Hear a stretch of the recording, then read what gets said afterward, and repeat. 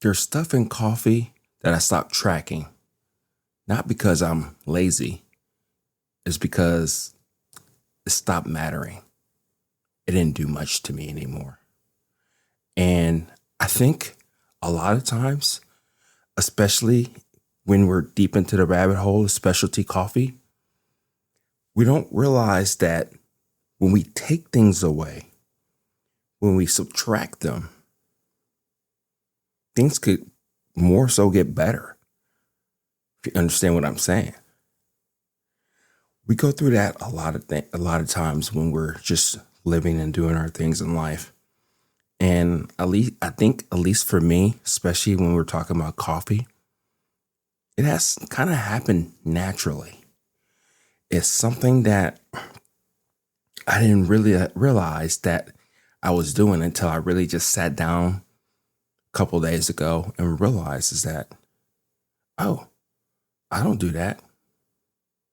I don't do that too. That other thing too. And there's probably other things that I'm missing too in this whole thing.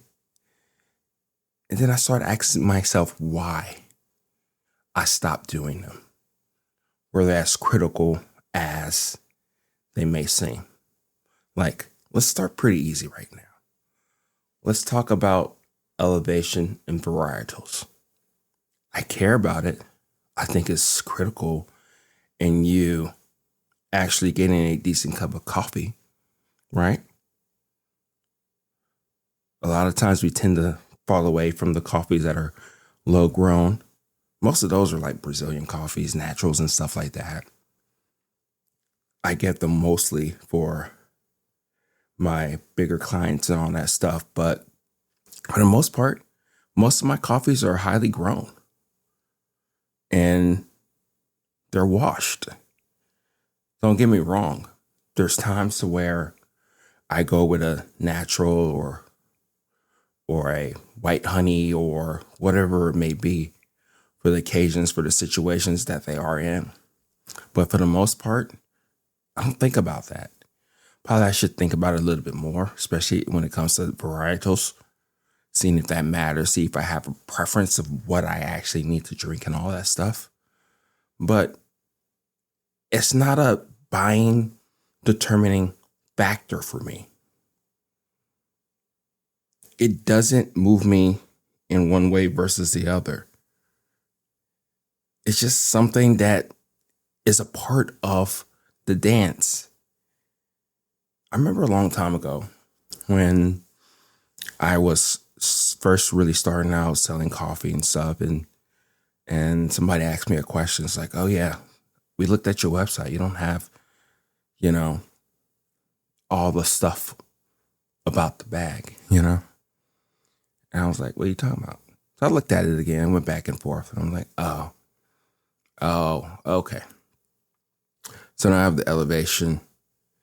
I didn't put where it was actually grown and all that stuff in the past.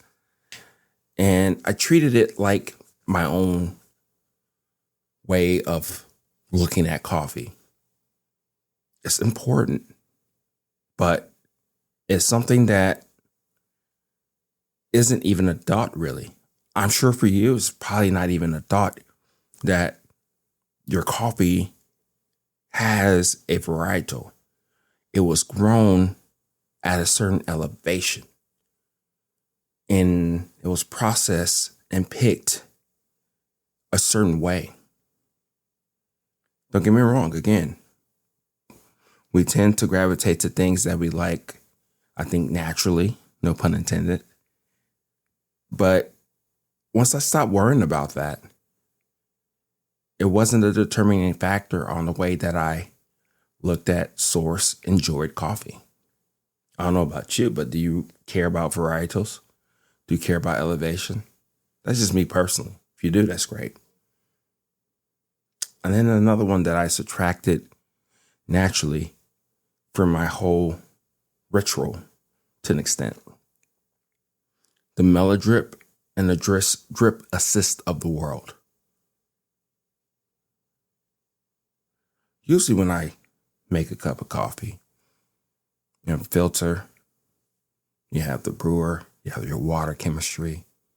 And you have an idea of what you're going to do with this particular coffee. And 9 times out of 10, I'm not thinking about the Melodrip or even the Drip Assist. The reason why is because I'm just trying to be in the present. I'm just trying to understand that coffee for what it is. And a lot of times, even though it can be helpful depending on the coffee and the situation, it is not something that makes my coffee better all the time. It's just something that I know I can gravitate to when it comes to actually making a cup of coffee. One of the main reasons why I truly, really use it too is for consistency. Meaning, whenever I actually want to try a recipe or keep things constant, I use those devices because it makes it a lot easier for me to stay as consistent as possible. It's like one less variable to really worry about. That's when I use those the most. That's probably once a month, twice if I feel a little deterministic about this coffee that I'm trying. If I'm trying all different ways to bring the best out of it out, that's the reason why I would go that route. But for the most part, it's just on my cupboard back there. It's not in my cupboard. My cupboard is the danger zone, I guess. But it's somewhere on my bar. It's not hurting anybody. It's present, but it doesn't do anything for me whatsoever. It's not a daily routine that I have to use. So now the third one, which probably be surprised about, but it's kind of more so like a different philosophy of actually looking at it.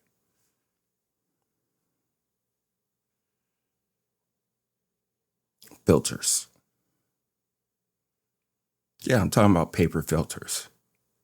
I'm not saying that you get rid of them. I'm not saying that they're complete garbage. No, they're not. They're awesome, actually. I actually talked about this not too long ago, is that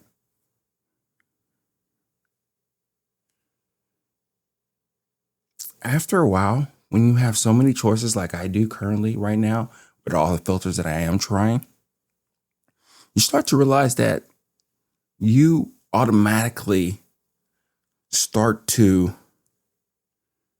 alter, change, doctor, pivot into an ability to just make your cup of coffee based off those choices. Like, for instance, grab a filter. Those are the things that I think about whenever I actually start making coffee. If you really think about it, you think about the coffee, right? That's the first thing. You may think about the temperature that you want to play around with. And then once you have that selected, you just pick a filter for whichever situation that you're going for. And then you automatically think about, okay, here's the grind size. This is what I'm going to do. This is how I'm going to prepare the coffee. These are the pouring techniques that I'm going to do. So even though the paper feels like it's something that you need to want to always focus on, you don't necessarily have to, because the mind and the body already goes into full force of what you're going to do next. So me personally, once I'm done with these filters, I'll probably keep about 3 to 4 filters at most. Slow filter, a kind of relatively fast filter, just a normal filter, and then a super, super fast filter for whatever reasons. If I'm trying to bring out a little bit more about the coffee, if it needs that. Sometimes it does, sometimes it doesn't. And that's it. I'm not a hater of slow filters. I know that if I'm going to be using them, then I'm going to have to adjust my grind, go a little bit coarser. If I want it to bring more out of the coffee, I'll probably do multiple pulses. There's so many things in our toolbox that we can do in order to manipulate to bring out the most out of the coffee. That's really where we're coming down to. So it's not really so much of a subtraction of the actual filters, because filters are really big, very important to me. It's more so that the thought that the psychology that you need so many of them, or that it's as critical as you may think it is. For years, I just used a Hario V60s. Didn't even really know that there is a paper filter industry out there. Don't get me wrong, there are differences and all that stuff, and it's cool to geek out, but after a while, you start to realize is that we autocorrect. So the subtraction of it being on my mind and letting it be whatever it may be goes out the window. Those three things. I'm not sure there's more that I'm not even thinking about. You got the Melodrip, the filter, the varietals, all this little stuff that after a while you just start not giving a fuck, not caring. It's not a determining factor in the things that you want to do with your coffee. There's other more critical, more important things that you want to do with your coffee. There's things that you just can't get away from, like the brewer. Which one you want to pick? The water. Of course, the coffee, right? Those are the things that really matter so much to us that we lose sight in all of that. I'm not special. It's the exact same thing that you go through. It may not be the same things that you don't care about. I know some people that love the fact that they have to have a very fast filter and then a booster and all this other stuff. The booster is another thing. I want to keep it real. I use it from time to time. I see what it can do. Sometimes it really does amplify a coffee. It's kind of weird really thinking about it, especially with the fast stuff. You speed it up, then you slow it down, but it kind of really does something to it. But if you don't have it all the time, then you're wondering, what are you really missing? But then when you do use it, it's not that critical. It's not that big of a deal. Yeah, it's kind of interesting how when you take away, when you subtract, when you eliminate psychologically from your brain of the things that you do in order to make a cup of coffee, it's that type of freedom that it does for you. I think it makes you a better coffee brewer. You're more present with the things that you do, even though to an extent you start to develop these habits to where no matter what anybody says, it doesn't matter, which is perfectly fine because it's your journey. You can take information, take advice, figure things out from time to time. But at the end of the day, it's really about you and that journey and what you actually do on the routine when it's time to make your cup of coffee. That's the biggest indicator here. When I sat down and just thought about all the things that I don't do as much or do less of, I started to realize is that this is just more so the way things are in general and in life. You know? Especially when it comes to like new gear, new things that we're thinking that's going to be a part of our routine. But then all of a sudden, it kind of just stops in its tracks. And then we kind of do the things that we want to do. care about the things that we want to care about. And that's perfectly fine. So, the Melodrip, Drip Assist, even to an extent, of course, the boosters, the filters, more so the psychology of needing and wanting all the filters. It's more so just stripping it away from your psyche of understanding all the things that you do with filters, because that comes second nature as being a human. And sadly, not so much sadly, but reality is at the elevation.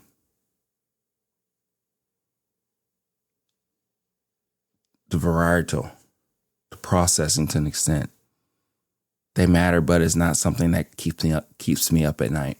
It's not something that gets me to think that, okay, this coffee is going to be bad because it is a natural and bourbon or whatever hell it may be.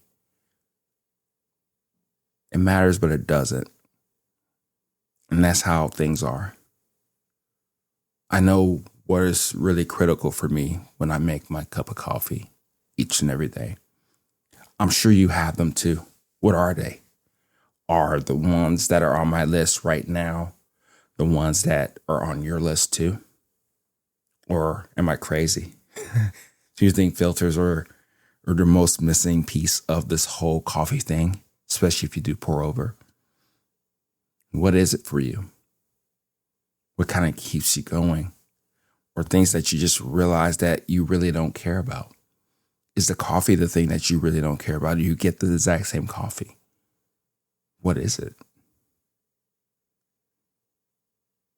Let's talk about it. This is Okay at Everyday Beans, signing off. I'll talk to you later. Bye.